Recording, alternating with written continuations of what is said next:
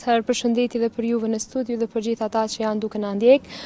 Sot rreth orës 12:55 në këtë ndërtesë mbrapa meje këtu në Malishev ka ndodhur një zjarr ku si pasojë pra kanë mbetur të vdekur 3 viktima, ku sipas policisë së Kosovës 2 fëmijë, njëri moshës 9 vjeçar dhe tjetri 12 vjeçar dhe babai i tyre 35 vjeçar.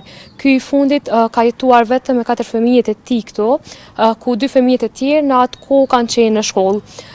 Për rastin se si kanë zbuluar viktimat, vëllau i tij i cili jeton të njëjtin kat pra, para derës, domethënë në hyrjen para tij, ka zbuluar që ka dalë pra tymi dhe ka hyrë me forcë brenda në banesë dhe kur ka hyrë ka treguar banorëve që nuk ka pasur zjarr kur ka hyrë ai, vetëm tymi dhe i ka gjetur të 3 viktima të shtrirë në tokë.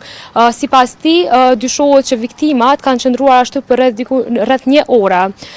Ndërsa nga banorët, me sa informata që kemi marrë, kanë treguar që kjo lagje këtu ka probleme me energjinë elektrike dhe dyshohet që edhe zjarri ka ardhur nga energjia elektrike. Gjatë qëndrimit tonë këtu në vend ngjarje kanë qenë edhe policia dhe njësitë e tjera hetimore, të cilat edhe tashmë i kanë përfunduar hetimet dhe presin që të konstatojnë se nga ka ardhur ky zjarr. Ndërkaq para mediave ka folur edhe një familjare e viktimave, e cila ka treguar më detajisht për rastin se si ka ndodhur dhe e cila edhe i ka dërguar 2 fëmijët në qendrën e mjekësisë familjare në Malishev. Ju ftoj që të ndiqni pra deklaratën e saj.